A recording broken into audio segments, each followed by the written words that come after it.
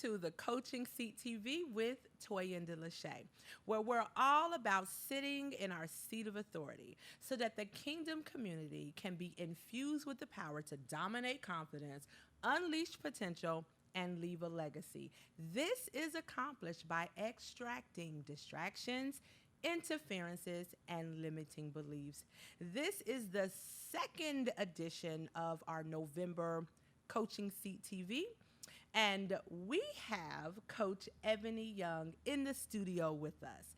Coach Ebony Young is a serialpreneur, and within that space, she is the founder and CEO of Unique Interventions for Youth and Families. Additionally, she's the CEO of Shifting Solutions Consulting LLC and also the CEO of I Serve Her Concierge. Ebony is known for helping single women who happen to be mothers break down barriers so that they can raise healthy, successful children to ultimately become successful adults. Welcome back to the studio, Coach Ebony. Thank you so much for having me. I'm excited. Wonderful. Let's get started. Yes. I'm excited because we're going to have an opportunity to talk about the little girl syndrome. You started to talk about that in our first broadcast. I want to go back to that. What is the little girl syndrome, and what is your experience with that syndrome? Wow. Well, the little girl syndrome is what I call the one that has dealt with trauma, rejection, fear, abandonment, maybe rape or molestation, some type of psychological trauma or mentally, or physical trauma. Right. And she shows up in your most important moment. Wow. It's the moment where God is getting ready to open that big door. Oh, wow.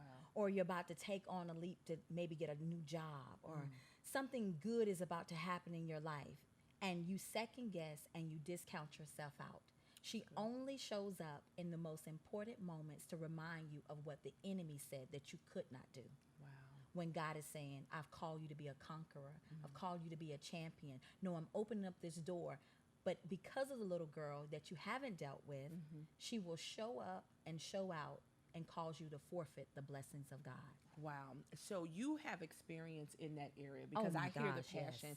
Share with me one story of how the little girl came in to snatch the big girl that was getting ready to hit that stage. Wow. When you said that, I can remember this one thing that God keeps reminding me of so that I don't stand in fear.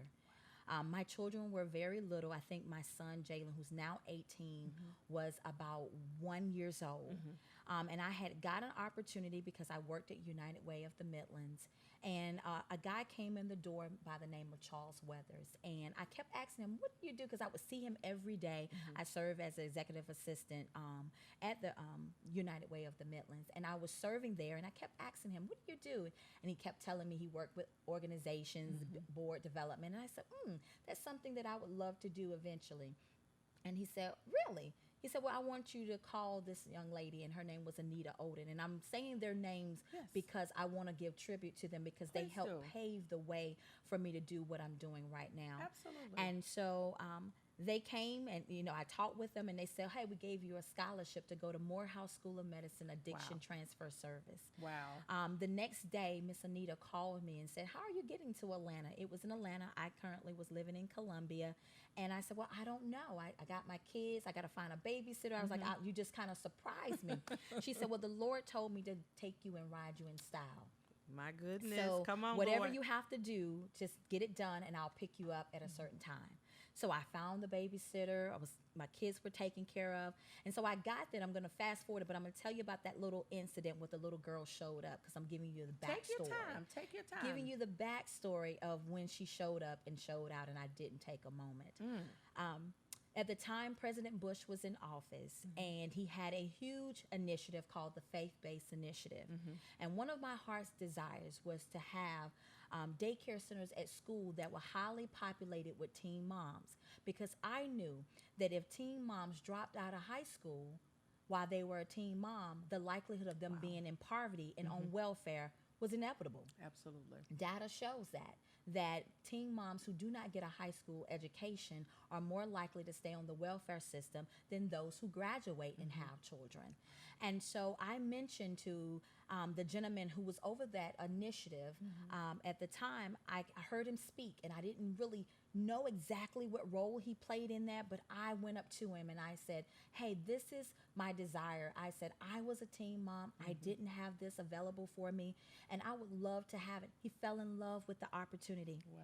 He said, we want to fly you to the White House and have you to present this before the cabinet.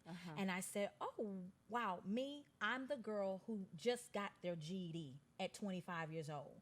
And so I was like, oh my gosh, I'm going to be in front of all of these people. So the young lady came up to me after I was speaking with him. He gave me his card and said, call me in 2 weeks. We want to have you to come to DC. A lady came up to me and she said, do you know who you were talking to? And I mentioned the guy's name, and she said, no, do you know who you're talking to? And I said, well, he told me he worked with the Faith-Based Initiative. She said, no, he's the guy who signs the checks. Wow. He's the guy who okays every opportunity. And for him to say that he wanted you to come to present that, that was major. Wow. I want to hire you. And I looked at her, and she said, I'm creating a job for you. I know how you got here. The lady told me that you have 4 kids. Want to offer you an opportunity to come and work for Morehouse School of Medicine, and I'm going to pay for 2 years of living expenses and childcare. So you meet the person that signs the checks. A woman who is involved with Morehouse. She's the CEO, the director of the school. Okay. She comes to you and she says, I'm going to pay 2 years of living expenses. I want to pull you out of South Carolina. I want to help you overcome this barrier, pull you out of South Carolina to Atlanta. I'm going to mentor you, right? Because surely mentoring was going to take place. I'm setting things up for you. What do you do? I don't even respond. I don't even respond. When she says it, first thing came was I was too religious. I have to be honest. Okay. I said, let me pray about it. She said, okay, you can pray about it, but I'm creating the job for you today. Send me your resume. Well, I was like, I didn't have a resume. She was like, create a resume. Every excuse that I gave, she came with something that says, I don't care. I want you. So the little girl creates excuses, limiting beliefs in the mind. Yes. Okay. And so I got back to South Carolina, and I was scared to send the email. Wow. I said, oh, I'm just a country girl. I got these 4 kids. I've never been out of South Carolina. I possibly can't move to Atlanta and have a better life. That was the little girl that was showing up in my big girl moment. Now I'm looking back over those years where I have 3 in college and 1 graduated from high school, and I'm reminded of how the little girl affected me all throughout this journey. Wow. She only shows up in your big girl moment. So you have to deal with her. You have to deal with the rejection. You have to deal with the abandonment. You have to believe that if God is opening these doors for you, he wants you to go in them. He wants you to walk on water. Yeah. Because if you don't do it, the worst thing can happen. You come back home, but you will always be able to say, I took that chance and I did it. Right. It may not have been worth it, working for me, but I did it. Right. Now you sit with the little girl in the regret. The little girl causes you to regret saying, oh, I wish I could have. Oh, I wish, because time and chance happens to everyone, but you don't know when your time and your chance is going to come. So you have to be prepared. Right. So you have to deal with her immediately. Immediately. How did you deal with the regret of that? What did you do? How did you transform to pull out of that and say, that's a teachable moment now? How did you do that? I just started doing things. Even with my teeth chattering and my knees clacking and me saying, oh, I don't know. God strategically placed people like you and others to come into my life and say, no, come, I want you to do this. Come. And I would say yes, even if I didn't know how, I didn't have the education, didn't have the money, didn't think that I was good enough, but I would do it anyway. And every time I did it, God kept opening another door, and another door. Wow. God shows up. Pastor Lynette said earlier that when we step out, then God responds to our faith level. and then he then begins to push us out even further. That's huge. You mentioned that you earned your GED at age 25. What was that experience like? It was liberating. Mm-hmm. I have to say, I wasn't good at math. Mm-hmm. And just give you a kind of background story of that. So I lived in a low-income apartment complex, and my landlord asked me to come with her to a meeting, a board meeting for my children's school district. Uh-huh. And so I came to this board meeting. I was like, okay, what am I doing here? I was the only African American in the room. Wow. And they were talking about truancy and how they wanted to work with children. And I was just kind of sitting there like, this won't work. That won't work. That won't work. And so because you were experiencing I was it. You were the experiencing. person that was a lived experience for you. I was Okay. a living experience. I was the person that they were talking about that they wanted to work with. Wow. Wow. But they had never had someone like me at the table. And so I raised my hand and I said, this won't work. Simply because of this and this and this. And they were just sitting there with their mouths open. And they said, well, won't you lead this effort? Wow. You know, I'm like, oh my God, at the time I didn't even have my GED. And so from there, my landlord said, I want to get you a job because there's something different about you. Wow. So she got me a job at United Way. I didn't have my GED, but there was a program called the Smart Start program. And so it gave you your GED in 30 days if you could read and write. And so I called the guy up, Mr. William Barsdale, who has been a board member for a long time. He just recently passed away.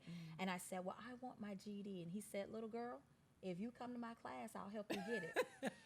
So I made all kind of excuses. He said, I want you to come to the library on Sunday. I said, well, I got church, I got the babies, I got all these excuses. And he said, no, you're going to come. So I did come, and I took my GED in 3 days after taking his class, and I came third out of 300 students. Wow. Wow. Wow. That was the first time I saw that there was potential in me besides having children. Absolutely. I mean, this is just completely, it's, you know, I don't want to say it's amazing, but it's a journey of overcoming barrier after barrier after barrier. And it takes a level of faith to do that. Now, when we come back to the next broadcast, I want to start there and talk about how your faith plays a role in what you're doing. My name is Toyinda LaShea. I'm a prophetess, a best-selling author, business consultant, master coach, and a threat to hell's kingdom. You're watching the Coaching Seat TV. If you're finding value in this broadcast, I want you to partner with me by sowing a seed to my Cash App, $Toyinda Smith. We'll see you next week. Hi, everybody. I am Toyinda LaShea, and I'm so excited to share with you 4 services that I provide. The first service is the International Champion Influence Coach Certification Program, where we certify professionals so that they can strategically help others and enter the coaching industry with confidently. The second service is the Champion Influence Coaching and Leadership Curriculum. This is a curriculum that allows individuals to grow and expand their leadership skills. The third service that we provide is the Champion Influence Create Champion Conversations public speaking course. It's a 5-week online public speaking course that helps individuals to become confident and engaging public speakers. And the last service that we provide is the Coaching Seat Continuing Education Platform Membership. This is a membership site that allows fresh and new coaches to strengthen their coaching posture and walk in confidence in the coaching industry. Welcome to the Coaching Seat TV with Toyinda LaShea, where we're all about sitting in our seat of authority so that the kingdom community can be infused with the power to dominate confidence, unleash potential, and leave a legacy. This is accomplished through extracting limiting beliefs, distractions, and interferences. I am so excited for the opportunity to be on Dominion TV with the powerful Dr. Dutton and Pastor Lynette Dutton. Make sure you download the app for Dominion TV as well as catch this broadcast every Tuesday at 5:30 p.m. I want you to share it with your community, your clients, and your